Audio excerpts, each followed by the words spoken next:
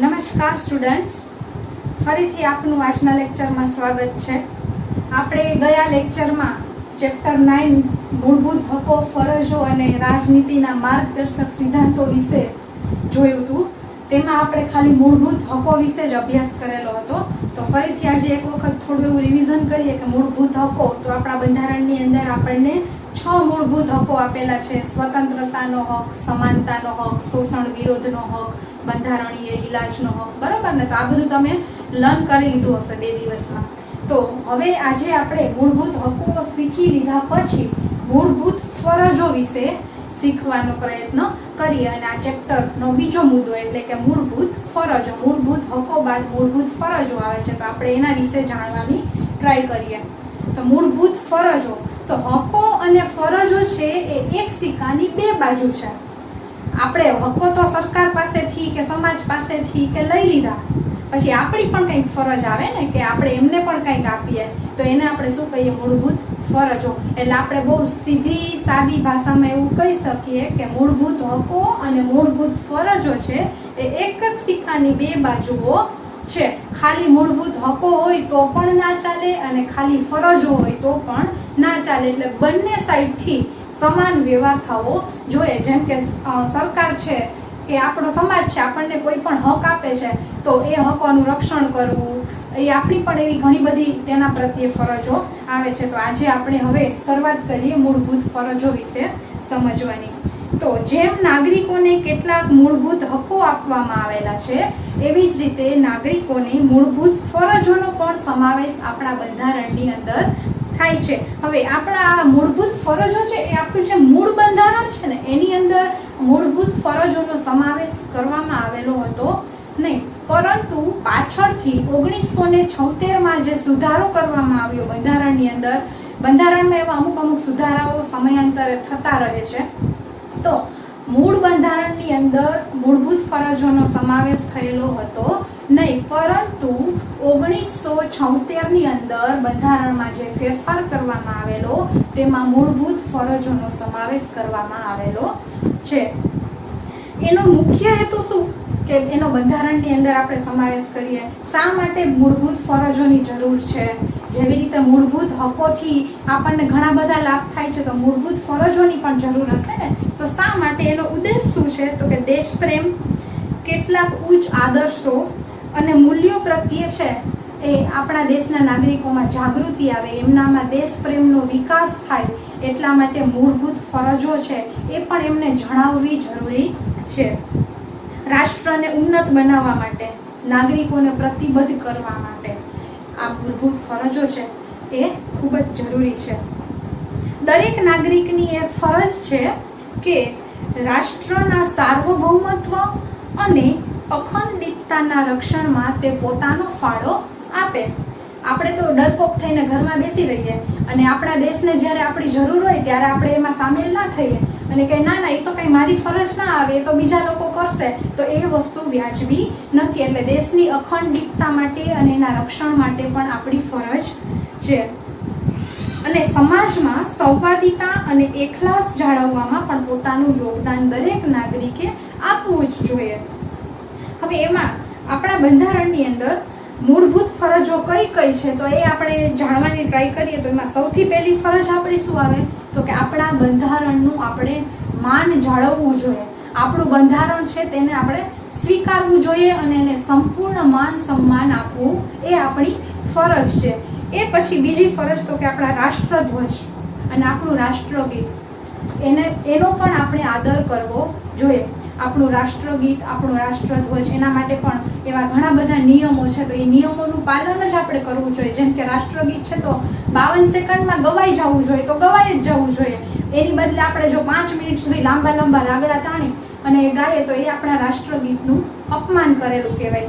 પછી રાષ્ટ્રધ્વજ છે તો એને ક્યારે ઊંધો ન રાખવો જોઈએ, એને રસ્તા ઉપર ગમે ત્યાં ફેંકી ન દેવો જોઈએ. તો એવું કરીએ જો તો એ આપણા રાષ્ટ્રધ્વજનું આપણે માન જાળવ્યું કહેવાય નહીં, પરંતુ એનું અપમાન થયું કહેવાય. એટલે આપણે આપણા રાષ્ટ્રધ્વજનું અપમાન તો નથી જ કરવાનું, પરંતુ કદાચ જો કોઈ કરતું હોય આપણી નજર સામે તો તેને અટકાવવું એ પણ એક આપણી ફરજ જ છે। એટલે આપણી મુખ્ય ફરજ તો કે આપણા બંધારણનું માન સન્માન જાળવવું, આપણું રાષ્ટ્રધ્વજ અને આપણા રાષ્ટ્રગીતનો આદર કરવો અને એનું સન્માન જાળવવું અને એનું અપમાન ક્યારેય ન થવા દેવું જોઈએ। એ પછી આપણે જોઈએ તો કે સ્વાતંત્ર્ય સંગ્રામના ઉદાત્ત વિચારો અને આદર્શોને અનુસરવા। જ્યારે સ્વાતંત્ર્ય સંગ્રામ છે એના જે વિચારો છે એને પણ આપણે અનુસરવા જોઈએ। આપણો ભૂતકાળ આપણે જોઈએ કે આપણને આઝાદી અપાવવા માટે પણ કેટલા લડવૈયાઓ હતા, એમના જે વિચારો હતા તો એની વિચારશૈલીને પણ આપણે માન આપવું જોઈએ અને જરૂર પડે તો એનું અનુસરણ પણ આપણે કરવું જોઈએ। જરૂરી નથી કે દરેક વખતે આપણી જે વિચારધારા છે એ જ યોગ્ય હોય। એટલે એવા જે મહાન વ્યક્તિઓ કે જે આપણા ભૂતકાળમાં થઈ ગયેલા છે તો એની વિચારસરણીને પણ આપણા જીવનમાં આપણે અનુસરવી જોઈએ। એ પછીની આપણી ફરજ કે ભારતના સાર્વભૌમત્વ, એકતા અને અખંડિતતાનું રક્ષણ કરવું। આપણા દેશમાં ખંડિતતા ન થાય, ક્યાંય ભાગલા ન પડે, ક્યાંય વિવાદો ન સર્જાય, એ ફરજ કોની છે તો કે નાગરિકની છે। સરકાર તો પ્રયત્ન કરે જ છે અને એના માટે કાયદાઓ ઘડે છે, પણ એનું અમલ કરવું, એનું સન્માન જાળવવું અને એનું રક્ષણ કરવું એ કોની ફરજ છે તો કે નાગરિકોની। એટલે આપણી એ પણ એક મુખ્ય ફરજ છે કે ભારતના સાર્વભૌમત્વ, એકતા અને અખંડિતતાનું આપણે રક્ષણ કરવું। એ પછીની આપણી ફરજ તો કે જ્યારે જરૂર પડે ત્યારે આપણે દેશનું રક્ષણ કરવું અને રાષ્ટ્ર સેવામાં જોડાવવું। આ મહત્વની ફરજ કહી શકાય।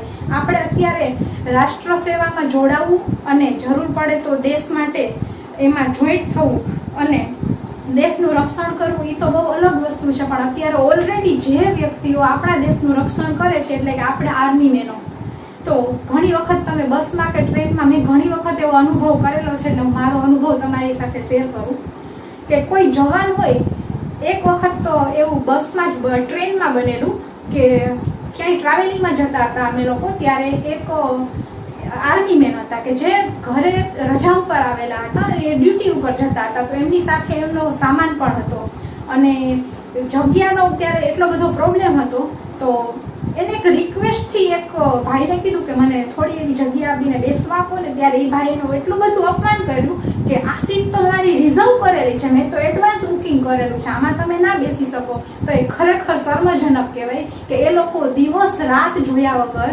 એમના પરિવારથી, એમના પત્નીથી, એમના બાળકોથી, ઘરથી દૂર રહી અને દેશની સેવા કરે છે, અને જ્યારે આપણને એનો સેવા કરવાનો મોકો મળે કે આપણે માત્ર એને એક જગ્યા આપવાની છે અને એ પણ જો આપણે ન આપી શકતા હોય તો એ ખરેખર આપણા માટે અને માનવતા માટે એક અપમાનજનક વસ્તુ છે। તો આવું અપમાન પણ આપણે ન કરવું જોઈએ। આ તો ઠીક મામૂલી વસ્તુ થઈ, પરંતુ કદાચ જો આપણા દેશને આપણી જરૂર પડે તો આપણે નિસંકોચપણે વિચાર્યા વગર દેશની સેવામાં હાજર થવું એ આપણી નૈતિક ફરજ છે। પછી ત્યારે આપણે મોઢું સંતાડી અને બેસી જઈએ કે ના ભાઈ, મારી દેશ માટે કઈ જવાબદારી નથી આવતી, હું તો આ વસ્તુ ન કરી શકું, મારે તો ઘરે મારા બાળકો છે, મારો પરિવાર છે, તો હું આ દેશ સેવામાં ન જોડાઈ શકું, તો એવું કરવું જોઈએ નહીં। ભલે આપણને સરકાર કઈ કાયમ માટે એવું નથી કહેવાની કે ભાઈ તમે ફરજિયાત બધા લશ્કરમાં જોડાવ કે, પરંતુ આ તો બનવા જોગ છે કે ક્યારેક એવી જરૂર પડે અને જો આપણને મોકો મળે અને આપણા કારણે જો આપણા દેશની રક્ષા થતી હોય ને આપણે એમાં થોડો ઘણો પણ ફાળો આપી શકતા હોય તો આપણે આપવો જોઈએ। તો આપણા દેશનું રક્ષણ કરવું અને દેશ સેવામાં જોડાવવું એ પણ આપણી એક ફરજ જ છે। એ પછી જોઈએ તો ભારતના બધા જ લોકો વચ્ચે ભાઈચારાની ભાવના ખીલવવી, આ વસ્તુ પણ મેઇન છે। આખા દેશની વાત તો ભાઈચારો એટલે તો કે બધાએ સંપીને આપણે જે રહીએ એને કહેવાય ભાઈચારો। હવે આખા દેશની વાત તો આપણે જવા દઈએ, પરંતુ ક્લાસની અંદર પણ આપણે ઘણી વખત પાઠ પડેલા જોતા હોય કે ભાઈ આ તો અમારું ગ્રુપ છે, બીજા 5 સ્ટુડન્ટ હોય તો એમ કે આ તો અમારું ગ્રુપ છે, અને એ એકબીજાના ગ્રુપો વચ્ચે ઘણી બધી વિવાદો સર્જાતા હોય છે કે ઘણી બધી ન કરવા જેવી કોમ્પિટિશનો કરતા હોય છે। ટૂંકમાં સંપીને રહેતા નથી, ગ્રુપ બનાવે છે। તો આપણે જો એક ક્લાસની અંદર એટલા 25, 30, 40 કે 50 લોકો પણ જો સંપીને ન રહી શકતા હોઈએ તો એ ખરેખર બહુ ખરાબ વસ્તુ કહેવાય। આપણે તો આખા દેશને સંપીને રાખવાનો છે, એટલે શરૂઆત આપણે આપણાથી જ કરીએ કે આપણે કોઈ પ્રત્યે એવો ભેદભાવ ન રાખીએ અને બધા સાથે ભાઈચારાની ભાવનાથી રહીએ। જો આપણે કરશું તો સામેવાળી વ્યક્તિ પણ એવું જ વર્તન કરવાનું છે। હું આજે કોઈને મદદ કરું તો મેં જેને મદદ કરેલી છે એ વ્યક્તિ મને મદદ કરવાની અને કરવાની જ છે। હું કોઈ પ્રત્યે સહાનુભૂતિ રાખું તો એ પણ મને જ્યારે જરૂર પડશે ત્યારે સહાનુભૂતિ રાખશે, પરંતુ એની બદલે હું કોઈક સાથે દુશ્મનાવટ રાખું અથવા કોઈ પ્રગતિ કરતું હોય તો એ કઈ રીતે એમાંથી પાછળ પડી શકે એવા પ્રયત્નો કરું, એકબીજાને નીચા દેખાડવાની ટ્રાય કરું, તો એ વસ્તુ છે એ ખરેખર ખરાબ છે. તો એને ભાઈચારો કહેવાય નહીં. એટલે આપણે ભાઈચારાની ભાવના છે એ દરેક નાગરિકોમાં વિકસાવવી એ પણ આપણી નૈતિક ફરજ જ છે. અને આની શરૂઆત છે એ ખાલી ભાષણો આપવાથી કે મોટા મોટા જ્ઞાન આપવાથી છે એ થશે નહીં, પરંતુ આ બધાની શરૂઆત કોને? દરેક નાગરિકે પોતાનાથી જ શરૂઆત કરવાની છે. એટલે આ બધું જ છે દેશમાં એ સરસ વ્યવસ્થા જળવાશે અને આપણી બધી ફરજોનું આપણે પાલન કરશું તો ઓટોમેટિક છે એ આપણો દેશ છે સુગ્રથિત થશે. એ પછી જોઈએ તો રાષ્ટ્રના પર્યાવરણનું રક્ષણ કરવું અને તેમાં સુધારો કરવાનો પ્રયાસ કરવો અને પ્રાણીઓ પ્રત્યે પણ અનુકંપા રાખવી. મહત્વનો મુદ્દો.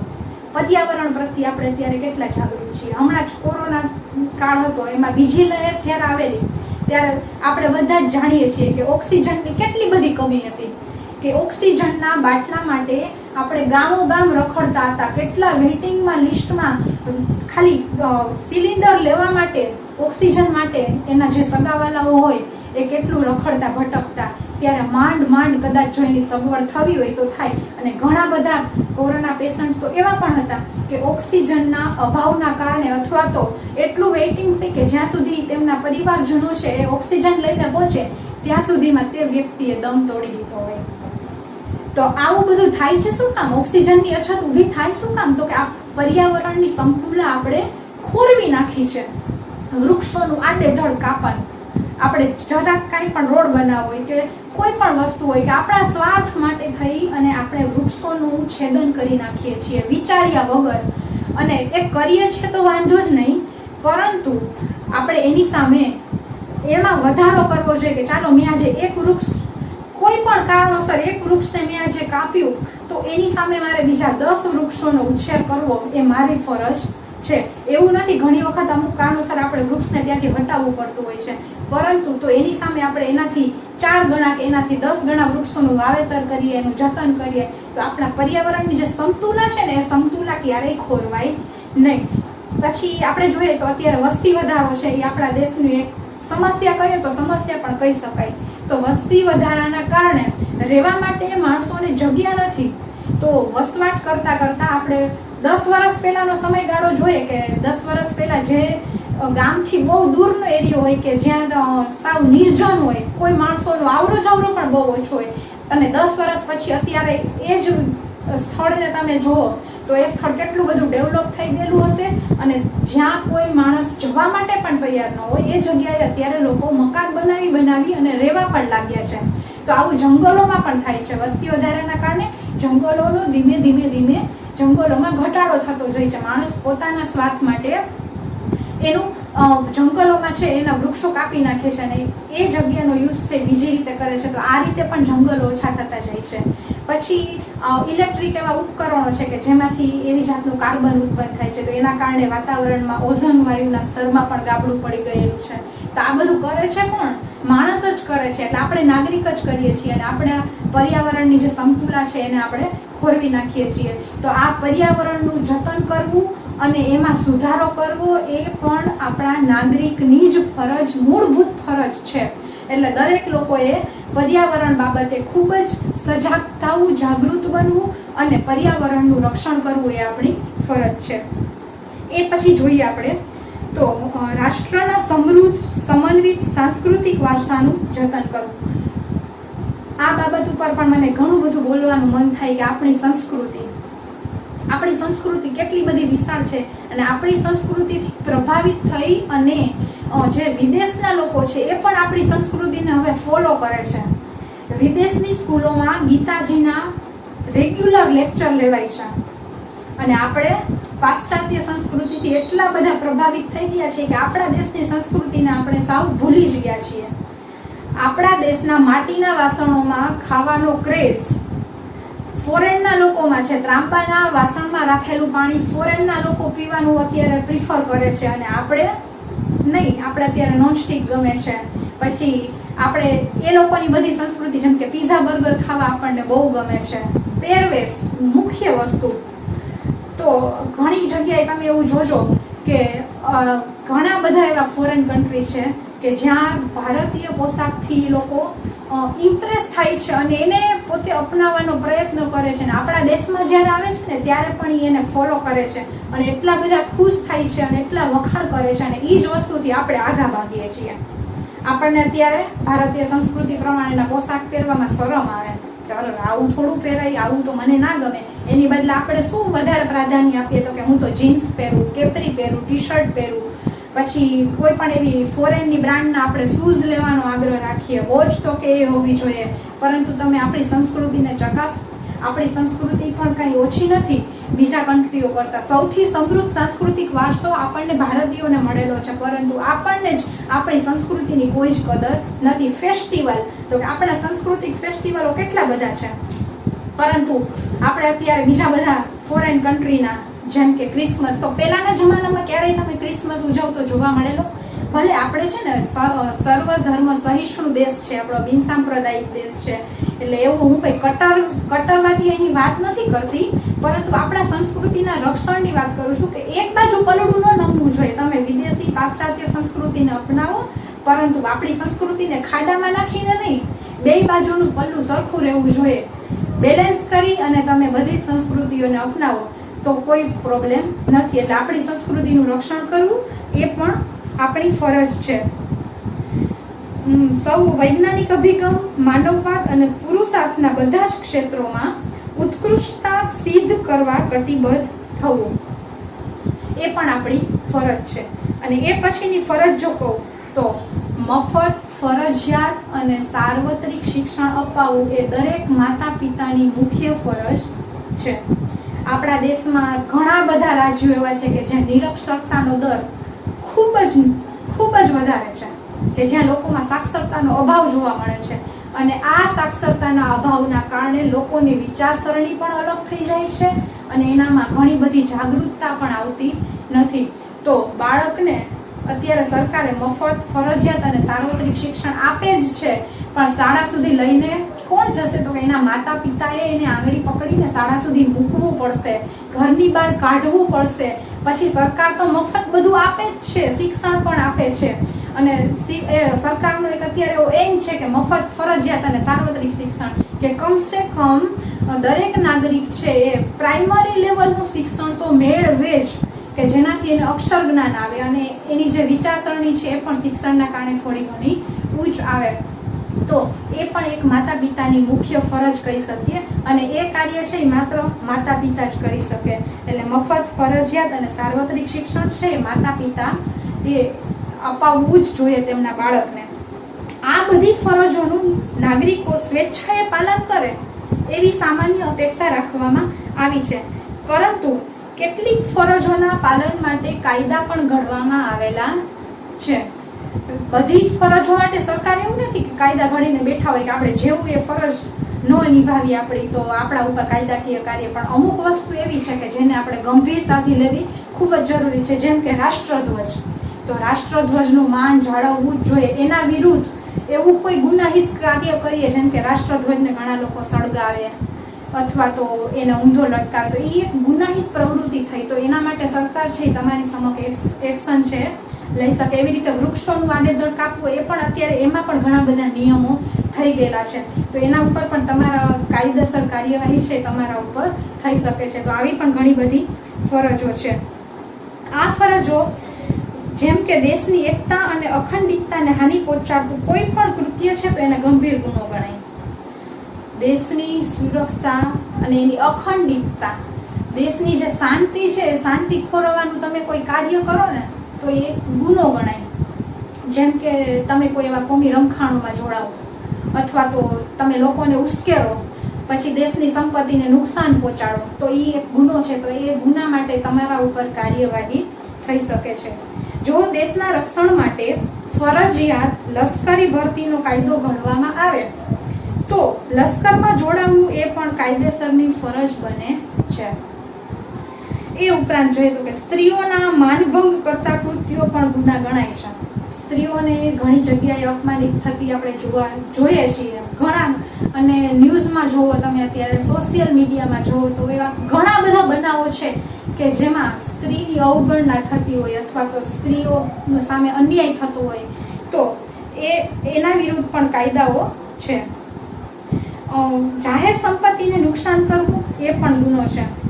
જાહેર સંપત્તિ એટલે કઈ તો કે ઘણી બધી હોય જાહેર સંપત્તિ કે જેનો બધા જ યુઝ કરી શકતા હોય, તો એવી સંપત્તિઓને નુકસાન પહોંચાડવું, તેમાં તોડફોડ કરવી, તેમાં રમખાણો મચાવી અને તેમાં નુકસાન પહોંચાડવું, તો એ એક ગુનો છે અને એના માટે આપણને સજા પણ થઈ શકે છે. એવી જ રીતે આપણા રાષ્ટ્રીય પ્રતીકો, મેં તમને જેવી રીતે કીધું કે રાષ્ટ્રધ્વજ, રાષ્ટ્રગીત, એનો અનાદર કરવો અથવા તો એનો દુરુપયોગ કરવો એ પણ એક જાતનો ગુનો જ છે. એટલે આપણો રાષ્ટ્રધ્વજ અને આપણા રાષ્ટ્રગીતનું આપણે માન કરવું જોઈએ અને જો આપણને કદાચ કોઈ કાયદા કે ન ખબર હોય તો તેના વિશે આપણે વધારે જાણવું જોઈએ કે ક્યારે રાષ્ટ્રગીતનો ઉપયોગ થાય, રાષ્ટ્રધ્વજનો કેવી રીતે યુઝ કરાય, એના કઈ રીતે એના માટેની બીજી જે કાર્યવાહીઓ થતી હોય, જેમ કે રાષ્ટ્રધ્વજ ફાટી જાય તો એ રાષ્ટ્રધ્વજનું આપણે શું કરવું, તો કે ગમે ત્યાં ડસ્ટબિનમાં ફેંકી દઈએ કે પાણીમાં પધરાવી દઈએ કે એવું કંઈ ચાલે નહીં. એને ફરજિયાત જમીનમાં ખાડો ખોદી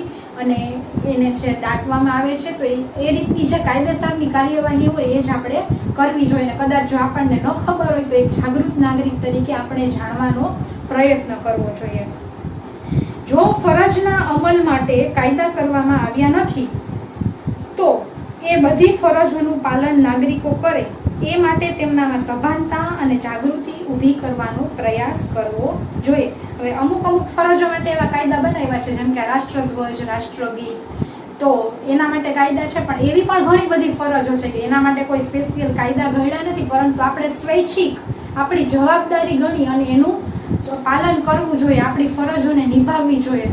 ને છતાં પણ અમુક લોકો એનાથી અજાણ હોય તો આપણે એનામાં જાગૃતતા લઈ આવવી જોઈએ અને એની ફરજોથી એને સભાન કરવા જોઈએ. શાળા કોલેજોમાં વિદ્યાર્થીઓને આ ફરજોના મહત્વ અને એમના પાલનની અગત્યની સમજ આપવી જોઈએ અને પોતાની કઈ ફરજો છે એનાથી પણ સભાન કરાવવા જોઈએ. પછી અસ્પૃશ્યતા, દહેજ પ્રથા, હજી પણ દહેજ પ્રથા નાબૂદ થઈ ગઈ છે એવું ઘણા સમયથી આપણે સાંભળતા આવીએ છીએ, પરંતુ હજી પણ તમે અમુક રાજ્યોમાં જઈને જુઓ તો દહેજ પ્રથા હજી પણ આપણા દેશમાં છે જ. અને દહેજ પ્રથા છે એ એક મોટામાં મોટું દૂષણ છે ભારતીય સમાજનું, તો એને આપણે નાબૂદ કરવું એ પણ આપણી ફરજ છે. બાળ મજૂરી, 14 વર્ષથી નીચેનું બાળક છે એ કોઈ પણ આર્થિક ઉપાર્જન કરી શકે એવી પ્રવૃત્તિઓમાં એને જોડવું એ એક જાતનો ગુનો જ છે. છતાં પણ મજબૂરીના કારણે, ગરીબીના કારણે માતા પિતા તેમના બાળકને સ્કૂલે મૂકવાની બદલે એમની પાસે કામ કરાવે છે, કારણ કે એને પૈસાની જરૂર છે. તો આવી બાળમજૂરી, અને અમુક કંપનીઓમાં અથવા અમુક જગ્યાએ બાળમજૂરોને સ્પેશિયલ રાખવામાં આવે કારણ કે એને ઓછું વેતન આપવું પડે અને કામ તો કે તમે એની પાસે ગમે તે રીતે કરાવી શકો. જો મોટું વ્યક્તિ હોય તો તમને સામે જવાબ પણ આપે. એટલે અમુક જગ્યાએ થતું હોય કે જ્યાં બાળકો પાસે કામ કરાવાતું હોય તો એ બાળમજૂરી કરાવવી એ પણ એક જાતનો ગુનો છે. તો એ પણ ન કરવું અને એને અટકાવવી એ આપણી ફરજ છે. એ પછી જોઈએ તો કે સ્ત્રીઓનું શોષણ, જાતીય સતામણી. ઘણી જગ્યાઓ આપણે એવું જોઈએ છીએ કે લેડીઝ સાથે જાતીય સતામણી થતી હોય છે, એને એવું ફિઝિકલ ટોર્ચર થતું હોય, તો એ વસ્તુઓને અટકાવવી એ આપણા દરેક નાગરિકની ફરજ છે. દહેજ પ્રથા, સ્ત્રી ભ્રૂણ હત્યા. આપણો દેશ અત્યારે એવા સૂત્રો પણ મેં તો ઘણી જગ્યાએ દિવાલ ઉપર તમે પણ જોતા હશો કે દીકરો દીકરી એક સમાન, અને સાંભળતા પણ હશો, અને ઘણા બધા એવા પ્રોગ્રામ પણ થાય છે મોટા બેનરોની અંદર. તો એ મોટી વાતો થાય છે કે દીકરો દીકરી એક સમાન, પરંતુ હજી પણ આપણા સમાજની અંદર એવા ઘણા બધા પરિવારો છે કે જ્યાં દીકરાના જન્મને જ મહત્વ આપવામાં આવે છે, દીકરીને નહીં. અથવા તો જો એડવાન્સમાં ખબર પડે કે તેમના ગર્ભમાં ઉછળી રહેલું બાળક પુત્રી છે તો તેમને ગર્ભની અંદર જ મારી નાખવામાં આવે છે, અથવા તો એમનો જન્મ થવા દેવામાં જ આવતો નથી. તો આ સ્ત્રી ભ્રૂણ હત્યા છે એને પણ આપણે અટકાવવું જોઈએ અને અટકાવવા માટે દરેક નાગરિકે સભાન બનવું જોઈએ. અંધશ્રદ્ધા, વહેમ, ઘણું બધું વિજ્ઞાનમાં આપણે ખૂબ બધા આગળ વધી ગયા છીએ, એટલે ઘણી મહદ અંશે તેમાં પ્રમાણ આપણે ઓછું કરી નાખ્યું છે અંધશ્રદ્ધા વહેમમાં. પણ અમુક વિસ્તારો એવા છે કે જે હજી અંધશ્રદ્ધાને અને વહેમોને એટલું જ મહત્વ આપે છે.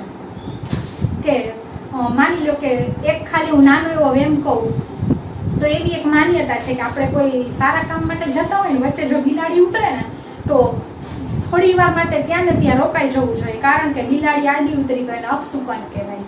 હવે આ વાતને અને આપણે જે કામ માટે જતા હોય એને કોઈ જ સંગતતા નથી, પણ એ એક જાતનો વેમ છે અને ઘણા લોકો એને પાછું ફોલો પણ કરે. સાચે જ જો બિલાડી ઉતરે ને તો એ 5 મિનિટ રોકાઈ જાય એમ કે ના ના હમણાં ન જ જવું, નહીંતર આપણું કામ પાર નહીં પડે. તો આની એક અંધશ્રદ્ધા, એક વેમ કહેવાય કે જેનું આપણે જે કામ માટે જઈએ છીએ એમાં સફળ થશું કે નહીં થશું એ બિલાડી સાથે એને કોઈ સંગતતા નથી, એના સાથે કોઈ લેવા દેવા નથી. એના માટે બીજી કોઈ પણ પરિસ્થિતિ અથવા કોઈ પણ કારણ જવાબદાર હોઈ શકે કે તમે જે કામ માટે જાઓ છો એમાં સફળ થાવ છો કે નથી થતા. એટલે આવા બધા વેમોમાં છે આપણે માનવું જોઈએ નહીં, અને કોઈ એમ અંધશ્રદ્ધામાં કે માનતું હોય તો એમાં પણ આપણે એને અટકાવવા પણ જોઈએ. ઘણી બધી વખતે બીમારીમાં એવું હોય કે એને દવાખાને લઈ જવાની બદલે એ લોકો ભૂવામાં માને, ભૂત ભરાડામાં માને કે ભાઈ આને આનો પ્રકોપ છે આના ઉપર ને આનો દોષ છે ને આને આ વળગણ છે ને, એટલે એમાં એટલા બધા લોકો રચ્યા બચ્યા નહીં ને કે એને હોસ્પિટલ સુધી પહોંચાડે જ નહીં. અને એમ કે ના ના અમારું તો ઓલા દેવી સરખું કરી દેશે ને ઓલા દેવતા ને ઓલા ભૂવા આવીને અમારું સરખું કરી દેશે, પણ ત્યાં સુધીમાં જે પેશન્ટ છે તે સરખું તો થવું હોય તો થાય, બાકી એનો જીવ પણ એ ગુમાવે છે. તો આ અંધશ્રદ્ધા અને વેમોને પણ આપણા સમાજમાંથી દૂર કરવા એ આપણી ફરજ છે અને આવા કુરિવાજોને આપણે નાબૂદ કરવા જોઈએ. તો આ હતી આપણી ફરજ વિશેની વાતો. હવે આપણે જોઈએ ફરજ પછી આવે છે આપણા બંધારણનું ત્રીજું અંગ, રાજનીતિના માર્ગદર્શક સિદ્ધાંતો. તો રાજનીતિના માર્ગદર્શક સિદ્ધાંતો એટલે શું એ જોઈએ તો કે રાજનીતિના માર્ગદર્શક સિદ્ધાંતોનો સમાવેશ બંધારણના ચોથા ભાગમાં કરવામાં આવે છે. રાજનીતિના માર્ગદર્શક સિદ્ધાંતો છે એનો સમાવેશ બંધારણમાં કઈ જગ્યાએ છે તો કે બંધારણના ચોથા ભાગમાં કરવામાં આવે છે. વર્તમાન અને ભાવિ કેન્દ્ર અને રાજ્ય સરકારને જુદા જુદા નીતિ વિષયક ક્ષેત્રોમાં કઈ કઈ નીતિઓ ઘડવી, કઈ રીતે ઘડવી, એના માટે જે આ સિદ્ધાંતો છે એના માર્ગદર્શક બને છે અને એને એક દિશા પૂરી પાડે છે.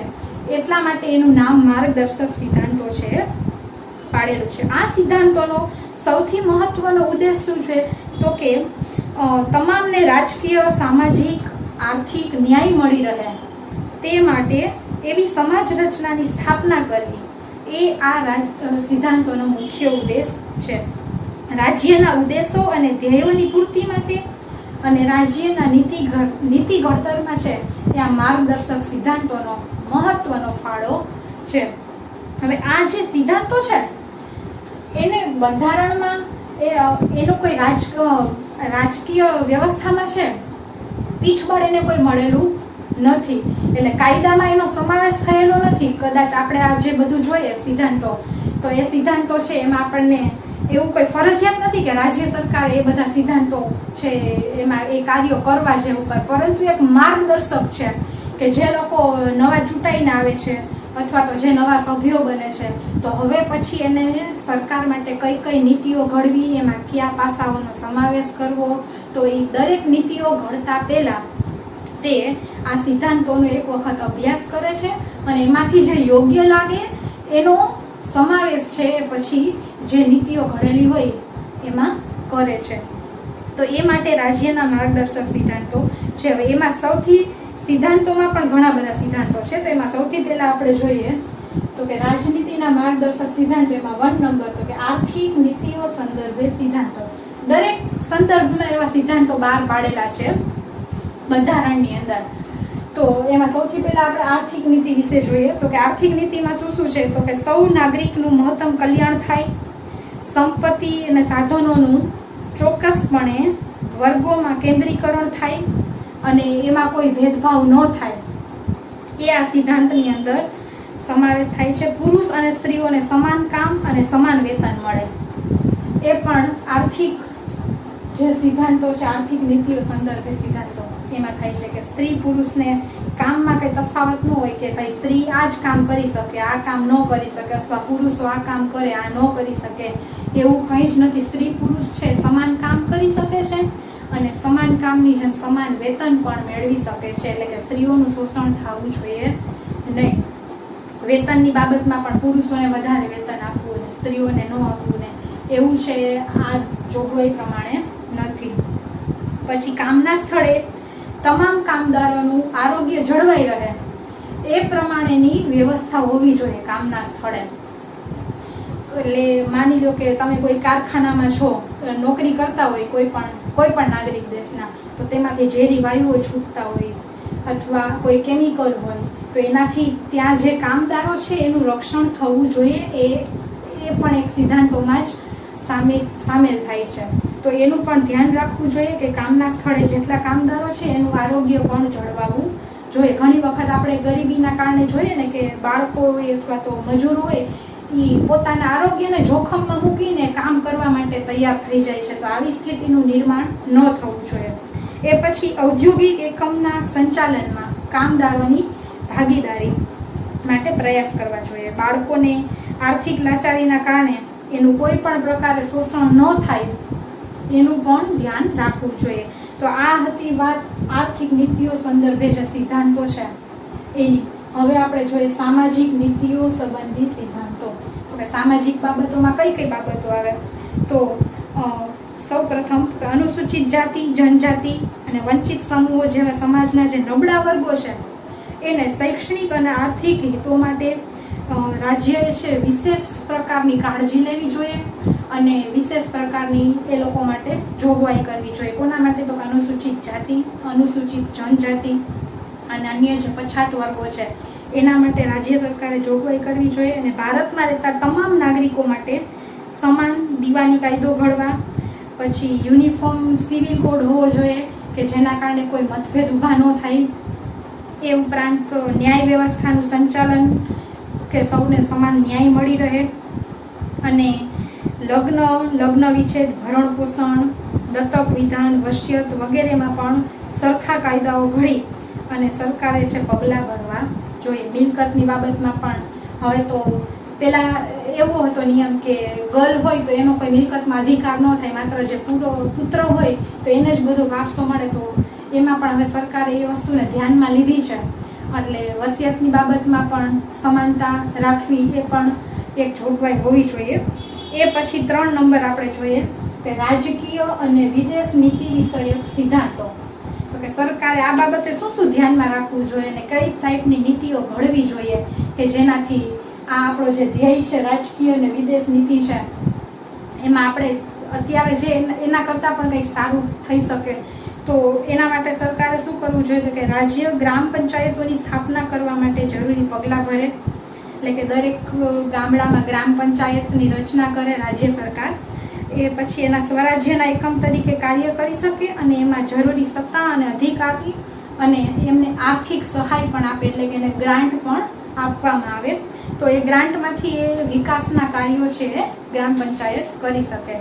એ પછી આપણે જોઈએ તો રાજ્ય સેવાઓમાં ન્યાયતંત્રને કારોબારીથી અલગ અને સ્વતંત્ર કરવા માટે પગલાં ભરવા. એટલે ન્યાયાધીશો છે એ નિષ્પક્ષ, નિડર અને નિર્ભીક રીતે ન્યાય આપી શકે. એ પછી આપણે જોઈએ તો હવે 4 નંબર આવશે શૈક્ષણિક અને સાંસ્કૃતિક નીતિઓ સંબંધી સિદ્ધાંતો. તો એમાં આપણે જોઈએ તો કે બધા જ ને રાષ્ટ્રીય મહત્વ તરીકે જાહેર કરાયેલા દરેક કલાત્મક અને ઐતિહાસિક મહત્વ ધરાવતા સ્મારકો, સ્થળો અને કલાકૃતિઓ, ઇમારતો વગેરેનું આપણે છે રક્ષણ કરવું જોઈએ અને જતન પણ કરવું જોઈએ. અને એના માટે એનું કઈ રીતે રક્ષણ કરવું, તો એના માટે પણ રાજ્ય સરકારે અમુક યોજનાઓ ઘડવી જોઈએ કે અમુક ઐતિહાસિક ઇમારતો છે પણ અત્યારે જે બિસ્માર હાલતમાં પડેલી હોય તો એનું રિનોવેશન કરવું અને આપણી સંસ્કૃતિનું જતન કરવું, એનું રક્ષણ કરવું. એ પછી આપણે જોઈએ 5 નંબર તો કે આરોગ્ય વિષયક નીતિઓ સંબંધી સિદ્ધાંતો.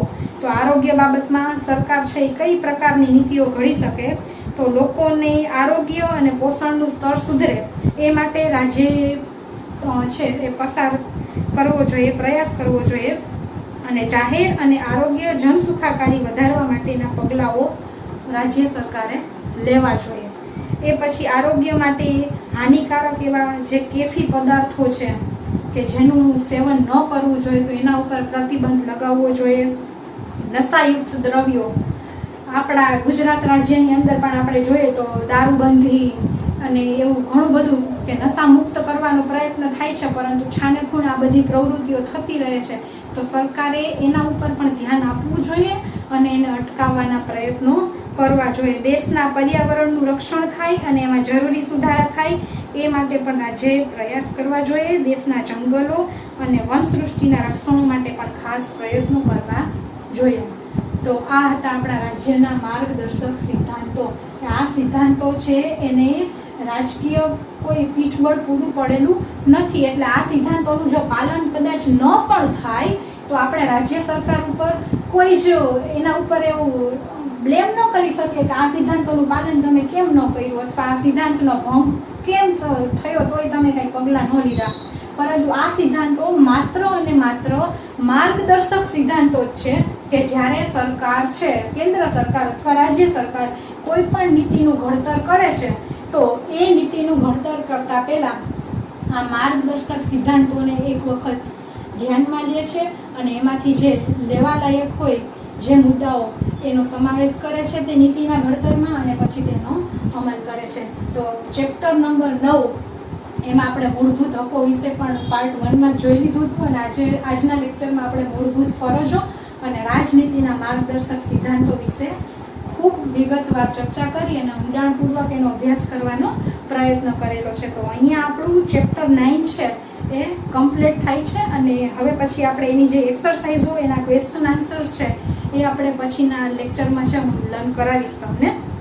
તો અત્યાર માટે આપણે આટલું રાખીએ અને હવે આપણે મળીશું નેક્સ્ટ લેક્ચરમાં. ઓકે, ત્યાં સુધી બધા જ લર્ન કરજો આ ચેપ્ટર. Okay, bye bye.